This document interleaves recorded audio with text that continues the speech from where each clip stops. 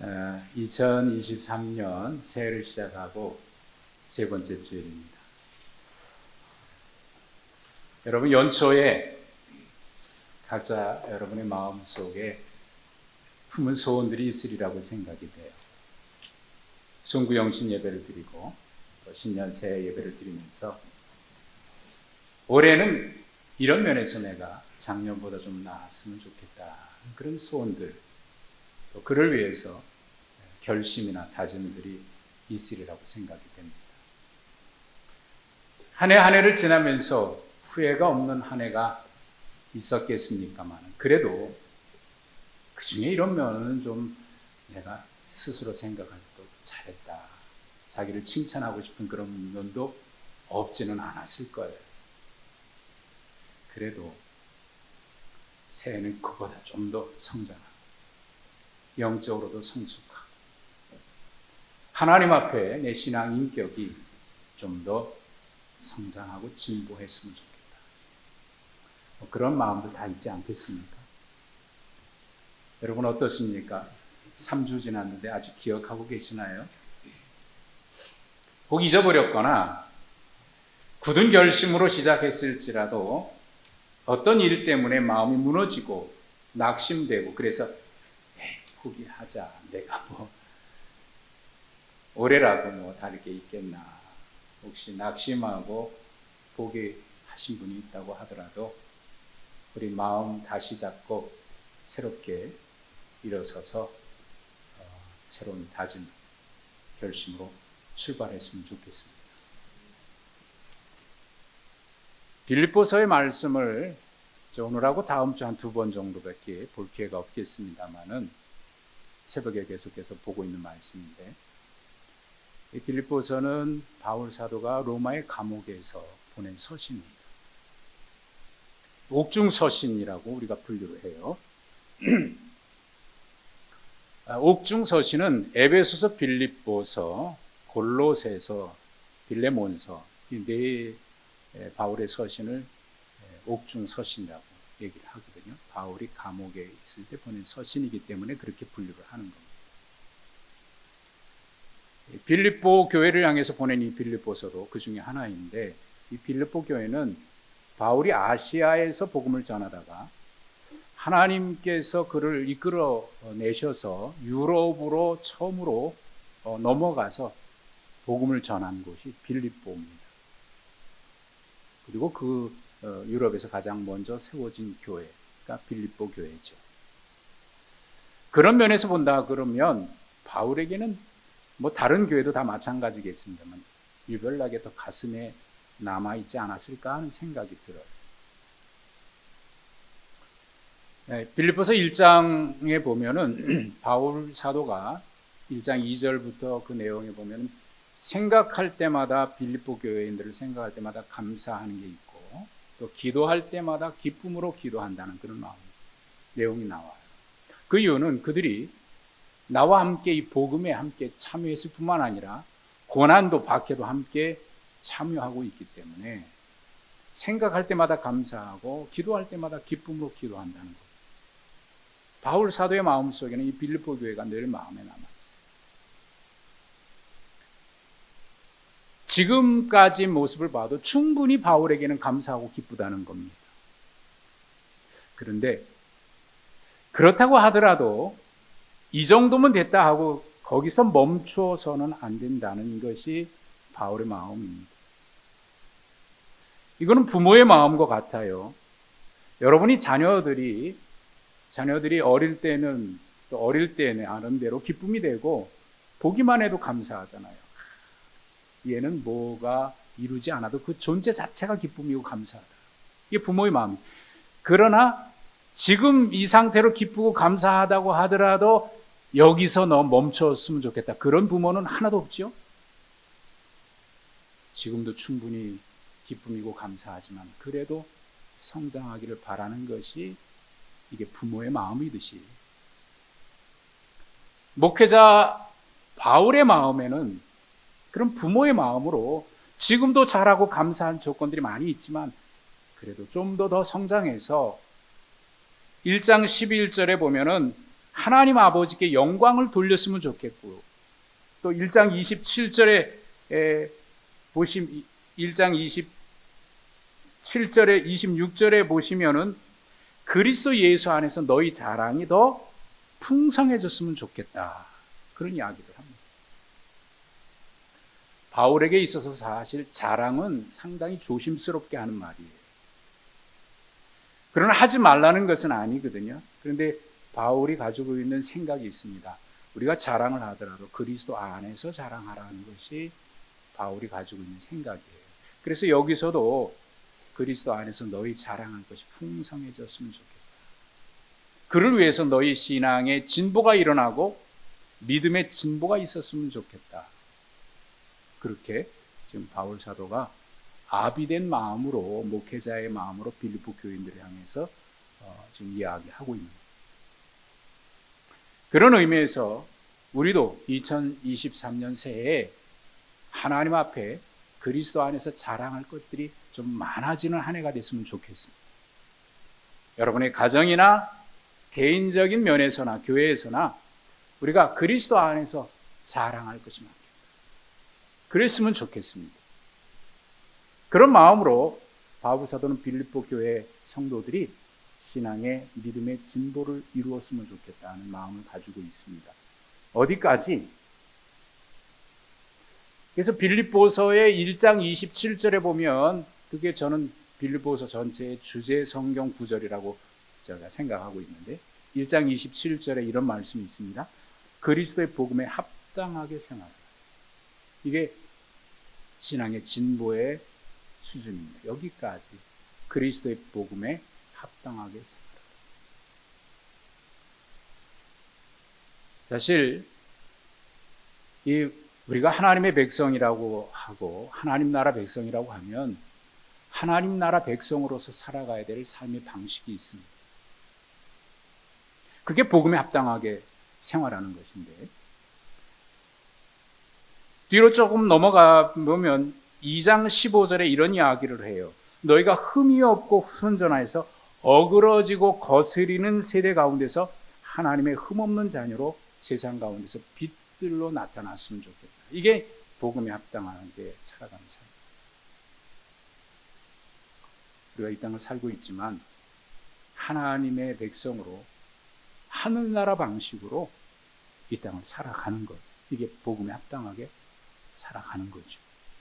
지난주에 보셨던 말씀에 이 세대를 본받지 말고 마음으로 새롭게 되어 변화를 받아서 하나님의 온전하시고 기뻐하시고 하는 하나님의 뜻이 무엇인지 분별해서 우리의 삶이 하나님 앞에 거룩한 제물로 드려지는 영적 예배의 삶을 살자. 그 말씀을 함께 보셨는데 오늘 말씀에도 역시 그런 의미입니다.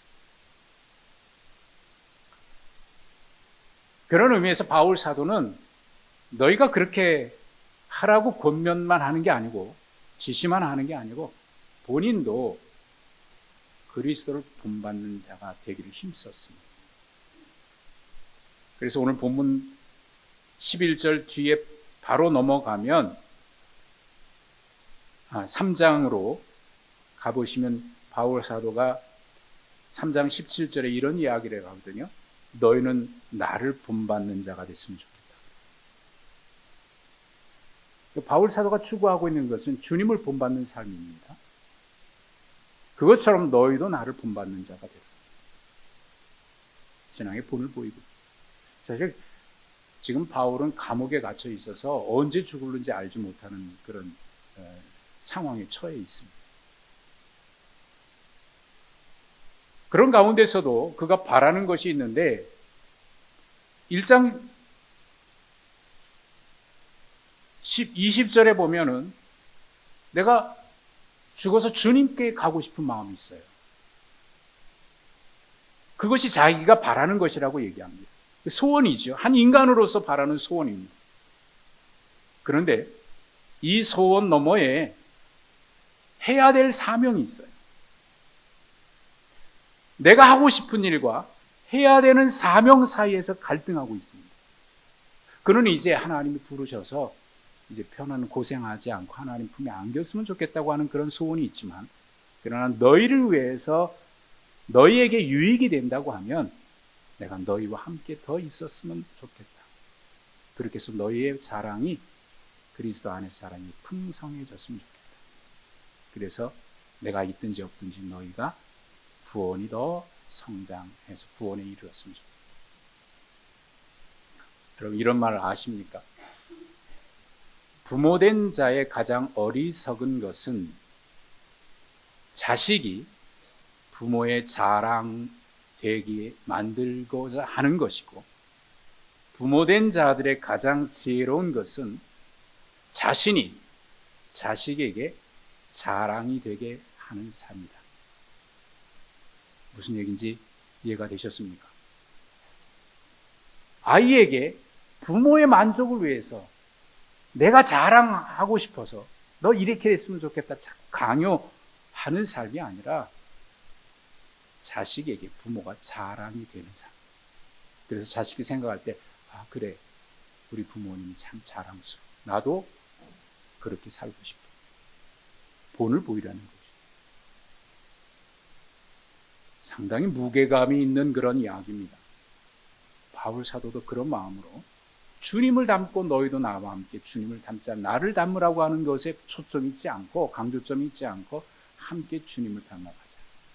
거기에 강조점이 있는 겁니다.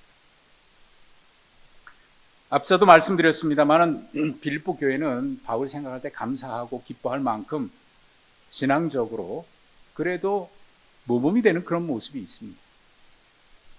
그럼에도 불구하고 복음에 합당한 삶으로 성장하고 더 성숙하고 진보하기를 바라는 것인데, 그래서 그런 마음으로 2장 1절에 그러므로 이렇게 시작되는 이 말을 우리가 주의해서 살펴볼 필요가 있습니다. 그러므로 그리스도 안에 무슨 권면이나 사랑에 무슨 위로나 성령에 무슨 교제나 긍휼이나 자비가 있거든. 여기 마지막 끝에 있거든 이렇게 나와 있는데 이게 이렇게 느껴져요. 만일 너에게 있으면, 만약에 너에게 있다면, 이런 가정법처럼 우리가 이해하게 됩니다만, 그러나 정확한 의미는 그런 의미가 아니라 너희에게 그런 것이 있기 때문에 너희에게 그런 것이 있음으로라고 하는 의미에 더 가깝습니다. 그러니까 그런 면에 있어서 바울에게는 이 빌립보 교회가 감사하고 기쁜 거예요. 왜? 이미 그들에게는 이렇게 살아가고 있는 모습이 있기 때문입니다. 그러나 거기서 더 나아가서 더 신앙의 믿음의 진보를 이루어 복음에 합당하게 사는 것을 바라고 있습니다. 지금도 충분히 기쁨이 되지만 더 기쁨이 되기를 바라고 있습니다. 그래서 4절 끝에 보면 이렇게 나와 있죠. 나의 기쁨을 충만하게 하라. 이게 기대하는 거예요. 어떻게 해요? 어떻게 하는 것이 지금도 충분하지만 그러나 더 충만한 기쁨이 있고 자랑할 게 많기를 원하나, 어떻게 하기를 원하나, 어떻게 하면 가능할까? 그 이야기가 바로 2절에부터 시작이 되는 거죠. 마음을 같이 하여, 마음을 같이 하여. 첫째, 마음을 같이 해서 같은 사랑을 가지고 뜻을 합하여 한 마음을 품으라는 것입니다. 둘째는 아무 일에든지 다툼이나 허용으로 하지 말라는 것입니다. 셋째는 오직 겸손한 마음으로 각각 자기보다 남을 낮게 여기라는 것입니다. 그리고 넷째, 각각 자기 일을 돌볼 뿐만 아니라 각각 다른 사람들의 일을 돌보라라고 이야기합니다. 자, 이 말을 가만히 들어보면 지금도 잘하고 있고 감사하지만 그래도 어떤 면에서 좀 더 성장했으면 좋겠다라고 하는 것이 이 2절부터 4절 속에 가만히 행간을 살펴보면 느껴지지 않습니까? 특별히 3절에 보면 다툼이나 허용으로 하지 말라는 그런 표현이 있어요. 그러니까 열심히 하는데 이게 다툼이 되기도 하고, 열심히 있다 보니까 다투기도 하고 허용의 마음으로 할 수도 있다 그 말입니다.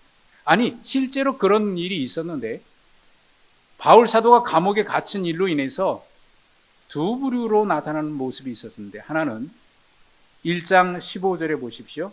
14절 15절에 보면은 바울 사도가 감옥에 갇힌 일로 인해서 더욱 말씀을 열심히 전하는 사람들이 있는데 그들은 15절 하반절에 보십시오.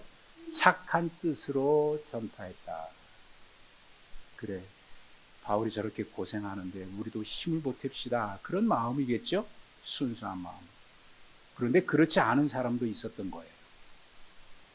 그게 15절에 보니까 투기와 분쟁으로 하는 사람이고, 이들은 16절에 17절에 나의 매임에 괴로움을 더하게 할 줄로 생각해서 순수하지 못하게 다툼으로 했다 그랬어요. 다툼으로 했다. 이런 겁니다. 그동안은 바울 사도가 모든 면에서 보이는 얼굴이니까 거기 앞에서 뭐 우리가 더 잘했다라고 얘기할 만한 그런 사람들이 좀 없었던 모양이지. 근데 바울이 감옥에 갇혀서 야, 잘됐다. 이번 기회에 우리가 좀 교회의 중심이 돼서 주도권을 좀 잡자. 권력을 잡자. 뭐 그렇게 순수하지 못한 마음으로 투기와 분쟁과 다툼으로 하는 사람들이 있었다는, 이게 과연 하나님이 기뻐하시는 일일까? 복음에 합당한 일일까? 여러분, 교회는 서로 경쟁하고 다투고 그래서 내가 너보다 낫다, 그리고 교회에 내가 권력을 잡고 교회의 중심이 돼야 되겠다, 이런 마음으로 교회를 봉사하고 주님을 섬기는 건 아닙니다. 그건 결코 하나님이 기뻐하실 수가 없지요. 그리고 그런 순수한 마음으로 자기의 목표를 이룬다고 하더라도 영적인 면에서나 자기의 인격적인 신앙의 면에서 결코 주님이 기뻐하신 모습으로 성장하기는 어렵습니다. 그런 모습이 비쳤던 겁니다. 그래서 자기보다 남을 낫게 여기라고 얘기하는 거고, 자기를 돌아볼 뿐만 아니라 남들도 좀 돌아봐라. 이게 바울 사도가 염려해서 그런 면에서 좀 더 성장하고 진보했으면 좋겠다는 거거든요. 그래서 바울 사도가 요구하는 것이 있는데 그게 마음을 같이 하는 거예요. 그리고 두 번째는 남을 낫게 여기는 겸손한 마음입니다. 사실 긍휼이나 자비나 사랑을 베풀고 위로하고 하는 이거 다 좋은 거지요. 해야 됩니다. 없어서는 안 되는 거죠. 그런데 참 귀한 일인데, 여러분, 우리가 좋은 일 속에 호사다마라는 말이 있듯이 좋은 일 속에 시험거리가 항상 있어요. 내가 누군가에게 좋은 일을 하고 선한 일을 하고 하는데 그러는 사이에 자기도 모르는 사이에 교만한 마음이 틈탈 수 있습니다. 그래, 나는 이 정도 되는 사람이고 내가 너에게 베풀 수 있는 그런 능력 있는 사람이고 그런 지위, 그런 영적으로 신앙이 그만큼 옳은 사람이다라고 하는 그런 교만한 마음 말입니다. 그래서 우리에게 중요한 것은 남에게 베푸는 거 귀한 일입니다만, 사랑하고 위로하고 겸손하는 것 귀한 일입니다만은 그것보다 더 중요한 것이 있는데 겸손의 마음. 그게 뭐냐면 남을 존중해 주는 마음. 내가 그 사람보다 위가 아니라 밑에서 그 사람을 섬기고 인격을 존중하고 배려하는 그런 마음. 그게 겸손의 마음. 그런 마음에서 4절에 뭐라고 얘기하냐면 자기를 돌아볼 뿐만 아니라 각각 다른 사람의 일도 돌보라. 여기 돌보다라는 말은 두 번이나 나오죠. 이 돌보다라고 하는 이 말의 정확한 의미는 현미경으로 살피듯이 자세하게 깊이 살피라. 나태주 시인의 대표적인 시가 있어요. 풀꽃이라고 하는 시. 아주 짧죠. 제가 좋아하는 시 중에 하나인데 그 시의 내용이 이렇습니다. 자세히 보아야 예쁘다. 오래 보아야 사랑스럽다. 그 다음에 마지막 절이 기가 막힙니다. 너가 그렇다. 너가 누구예요? 어디에 있는 어떤 사람이 아닙니다. 늘 자기 옆에 있고 늘 함께 있는 바로 옆에 있는 그 사람입니다. 그런데 늘 함께 있다 보니까 자세히 안 봐요. 그냥 있으려니 그러려니 하고 지나갑니다. 그러면 안 보인단 말이에요. 그런데 시인은 자세히 보면 이쁘고 오래 보면 사랑스러워. 그게 누구다? 바로 너다.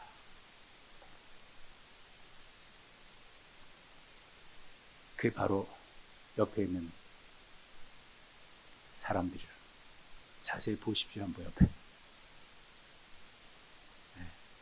오래 한번 보십시오.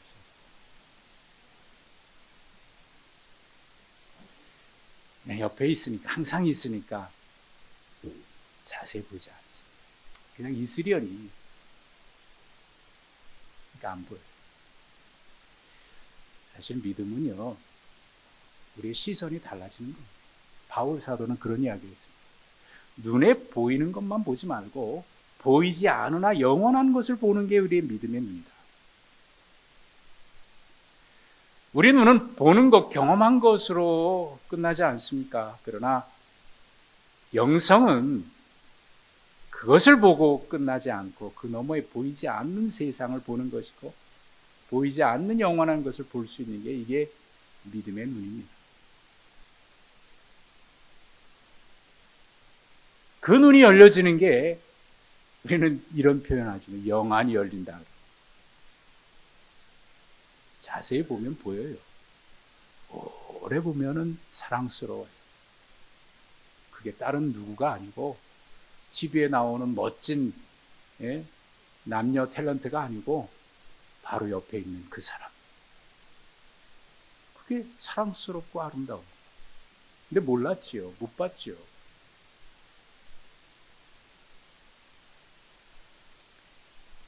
바울 사도는 자기만 보지 말라. 신의 영성에 있어서 자기 관리가 굉장히 중요하거든요. 자기를 살피는 게 굉장히 중요합니다. 이게 영성입니다. 그런데 자기만 관리하지 말고 눈이 좀 밝아져서 옆 사람에게도 관심을 받고 그 사람도 함께 돌볼 수 있는가, 그게 영성의 열매죠. 그래서 자기만 관심 갖지 말고 다른 사람도 좀 관심을 가지라는 거예요. 거기에서 이제 필요한 게 뭐냐면 2절에서 4절까지 자세히 말씀을 보시면 거기에 강조되는 단어가, 계속 반복되는 단어가 있는데 그게 마음입니다. 마음을 같이하여 한 마음으로, 겸손한 마음으로. 마음을 같이하고 한 마음이 되는 건 결국 마음이 겸손할 때 가능할 수밖에 없어요. 그리고 이 마음은 결국 5절에 보면 너희 안에 이 마음을 품으라, 그리스도 예수의 마음으로 이어지게 되죠. 사실 우리는 겸손의 이야기를 많이 합니다만은 참된 겸손은 오직 예수 그리스도밖에는 없어요. 그래서 바울 사도가 제시하고 있는 모범의 모델이 누구냐면, 겸손의 모델이 누구냐? 예수 그리스도, 그분의 마음입니다. 너희 안에 이 마음을 품으라, 곧 그리스도 예수의 마음. 여기서 우리가 좀 더 주목해서 봐야 될 말이 있는데, 너희 안에입니다. 너희 안에. 네 안에가 아니고 너희 안에 복수로 썼어요. 너희 안에. 무슨 얘기냐면 너희 공동체 안에서, 공동체를 이루는 너희들의 생활 속에서, 그 이야기입니다. 교회는 그리스도의 몸이라고 얘기를 합니다. 몸이라고 할 때 반드시 이어지는 생각은 몸에는 각각 다른 지체들이 있어요. 기능도 다르고 다 역할이 다르습니다. 그게 같아서는 안 되죠. 달라야 정상입니다. 기능도 다르고 역할도 다르지만 공통되는 목표가 하나 있습니다. 몸을 지탱하는 겁니다. 그럴 때 그 몸이 건강해지는 거죠. 이게 교회로 비유하고 있는 그리스도의 몸인 교회의 모습입니다. 그 목적을 이루는 데 있어서 중요한 게 마음을 같이 하는 거죠. 그런데 생각해 보시면 우리가 마음을 같이 한다는 게 쉽습니까? 자, 금년에 우리 마음을 합칩시다. 한 마음이 되십시다. 우리 단결합시다. 뭐 말처럼 쉽든가요? 생각이 다르고 수준이 다르고 모든 면에서 다르니까 한 마음 되는 게 쉽지 않아요. 한 마음이 돼도 우리 하나 됩시다 해도 속으로는 다 자기 생각 가지고 나 중심으로 하나 되기를 바라는 게 인간의 욕심이죠. 그러니 하나 되기가 쉽지 않아요. 바울 사도는 얘기하는 게 있습니다. 그리스도의 마음입니다. 너희 안에 그리스도의 마음을 품으라. 그리스도께서는 근본 하나님과 본체시지만 동등됨을 취할 것으로 여기지 않으셨습니다. 오히려 자기를 비워 종의 형체를 가지시고 사람들과 같이 되셨습니다. 그리고 사람의 모양으로 자기를 낮추시되 죽기까지 십자가에서 복종하셨다라고 얘기했습니다. 이런 겸손이 가능할까요? 인간 세상에서 이런 겸손이 가능할까요? 당시 로마 시대에서 겸손이라고 하는 말은 그들에게 덕목이 아닙니다. 로마 시대의 가치관은 덕목 중에 겸손은 없어요. 겸손은 비굴함입니다. 그들이 생각할 때 겸손. 로마 시대의 가치관은 겸손이 아니라 성공이고 승리고 힘에 있습니다. 그런 것이 덕목인 그 시대의 겸손은 비굴함이에요. 그런데 바울 사도는 그런 시대 속에 살아가고 있는 빌립보 교인들의 행위에서 복음에 합당한 삶을 얘기하면서 그리스도의 겸손을 이야기합니다. 하나님 나라 방식으로 이 땅에 살아가야 한다는 것. 얘기합니다. 아니 그렇게 살면은요 사람들이 우습게 봐요. 그렇게 살면 사람들이 무시합니다. 그럴 수도 있어요. 그 당시에도 그랬지만 지금도 역시 겸손은 서서히 잊혀져 가는 덕목 중에 하나인 것 같아요.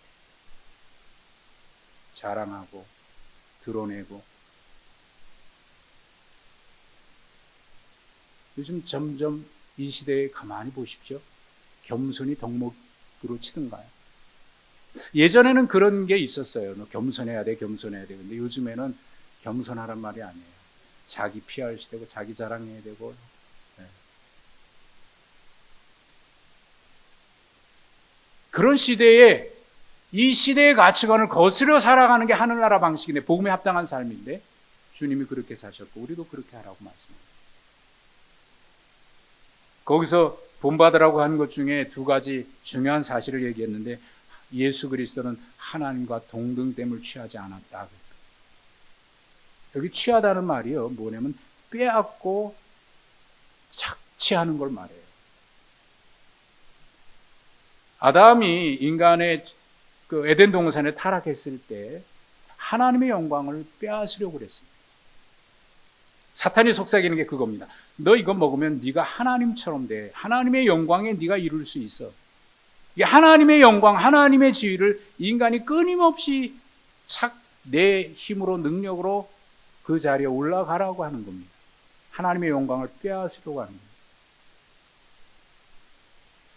요즘 흔히 그런 말들을 많이 해서 그거 들어도 우리는 익숙하게 듣고 있는 말 중에 하나가 뭐냐면 어떤 분야에서 좀 뛰어난 사람이 있으면 그 사람의 성을 붙이고 그 뒤에 느님이라고 붙여요. 무슨 말인지 아셨습니까?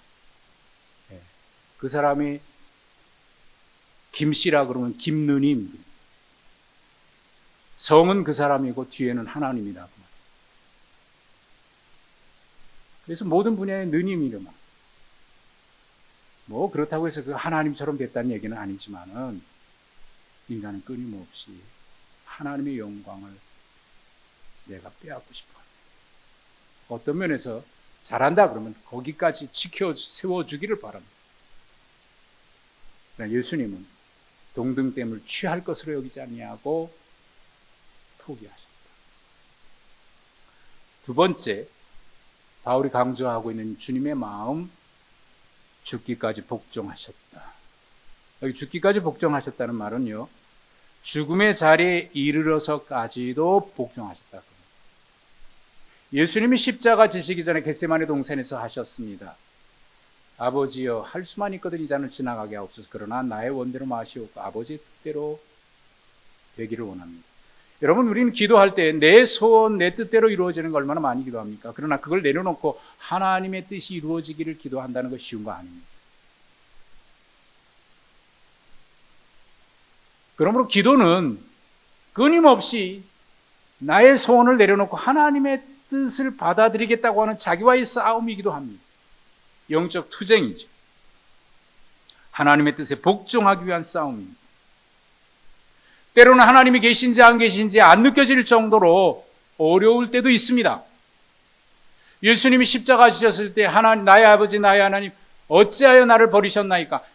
하나님이 침묵하시고 아무 대답이 없습니다. 사람들은 얘기합니다. 저가 기도한다. 하나님이 저를 건져주면 우리가 믿어주지. 십자가에서 내려와 봐라. 끝까지 주님은 침묵하셨고 하나님의 뜻에 복종하셨습니다. 그게 죽는 자리에 이른다고 하더라도 복종합니다. 사실 우리가 어느 정도 복종은 하지만 죽는 자리에까지 가면은 복종하기 어렵지요. 내가 살고 봐야 되니까. 이쯤이면 내가 참을 만큼 참았지. 튀어나옵니다.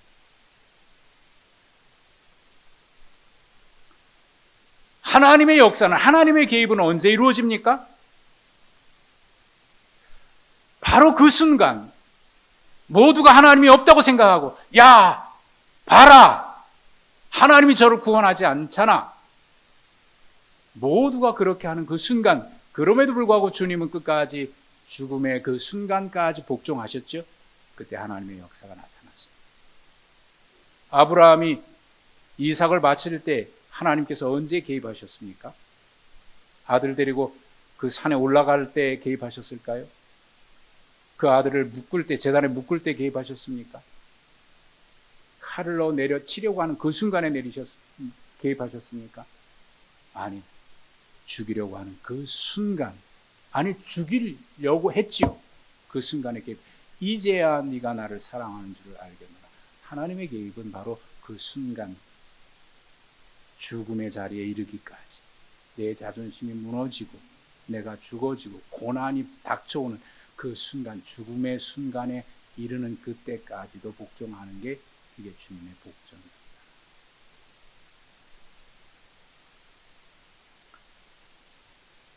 이러므로 9절 십자가의 죽으심이라 하고 나서 바로 이러므로 하나님이 그를 지극히 높여 모든 이름 위에 뛰어난 이름 주사 하늘에 있는 자들과 땅에 있는 자들과 땅 아래에 있는 자들 모든 무릎을 예수 이름에 꿇게 하시고 모든 이름 입으로 예수 그리스도를 주라 시인하여 하나님 아버지께 영광을 돌리게 하셨느니라. 여러분, 그때 하나님이 개입하십니다. 그럴 때 하나님의 기적이 나타납니다. 모두가 자기 주장을 내세우고 한 채 양보 없이 자기만을 생각한다고 하면 그 공동체가 얼마나 숨막힐까요? 어느 공동체든지 평화롭고 성장할 때가 있습니다. 그럴 때 보면 반드시 그 안에는 자기 권리를 포기하고 섬긴 사람이 있게 마련입니다. 그러나 그것마저도 누군가의 권리나 누군가의 강요에 의해서가 아니라 자발적으로 스스로 자기를 내려놓고 낮은 자리에서 겸손한 마음으로 섬길 때, 그때 그 공동체가 성장하고 평화롭습니다. 가정도 역시 마찬가지입니다. 금년 안에 우리가 다 새로운 마음으로 했지만 실패할 수도 있고 실수할 수도 있고 어느 정도 이루는 것 같다가 주저앉는 때가 있습니다. 누구나 다 예외가 아닙니다. 장영희 교수의 살아온 기적, 살아갈 기적이라고 하는 책이 있습니다. 소아마비로 장애인으로 살았고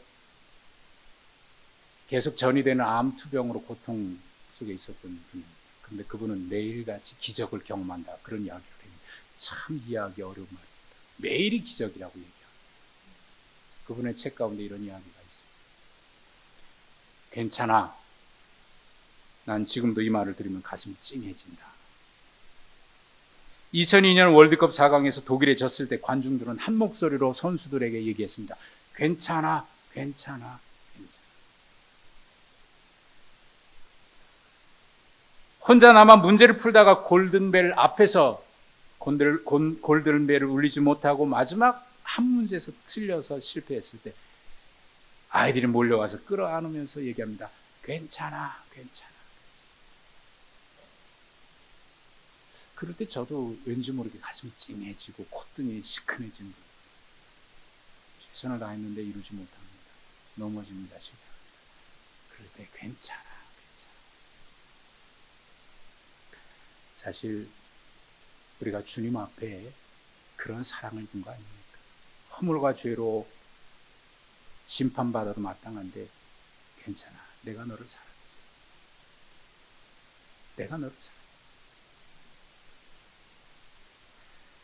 내가 어느 정도 목표를 이뤘다고 하더라도 자기 마음에 들지 않을 수도 있습니다. 그래서 자기 스스로 자기를 학대할 때도 있습니다. 그럴 때도 주님 말씀하십니다. 괜찮아. 여기서 실패한 거 아니야. 다시 시작하자. 내가 너와 함께 할 테니까. 주님의 겸손의 마음으로, 사랑의 마음, 긍휼의 마음. 내가 너를 사랑한다. 다시 일어서서 복음에 합당한 삶으로 함께 달려가자. 여러분, 2023년 예수 그리스도의 이 마음을 본받아서 그 겸손한 마음을 품고 우리 함께 다시 일어서서 달려갈 수 있기를 바랍니다. 겸손의 마음으로 마음을 같이 해서 다른 사람을 존중히 여기고 나의 일만이 아니라 다른 사람의 일까지 돌아보면서 괜찮아, 다시 합시다. 그렇게 격려와 사랑으로 살아갈 때 우리는 매일매일 기적을 경험하게 될 줄로 믿습니다. 하나님 아버지 감사합니다. 오늘도 하나님의 그 은혜로 기적을 경험하며 삽니다. 부족하고 연약해서 넘어지고 또 쓰러질 때도 있습니다. 그때 손잡아 주시면서 괜찮아. 내가 너를 위해서 십자가에서 죽었다. 나와 함께 가자. 다시 일어서서 그리스도의 마음으로 나를 돌아볼 뿐만 아니라 다른 사람도 돌아보고 자기보다 남을 각각 낮게 여기고 겸손하고 섬기는 마음으로 그렇게 하나님의 부르심 앞에 함께 응답해 가는 그리스도를 본받아 살아가는 우리 모든 주의 백성들이 되게 하여 주옵소서. 예수님의 이름으로 기도하옵나이다. 아멘.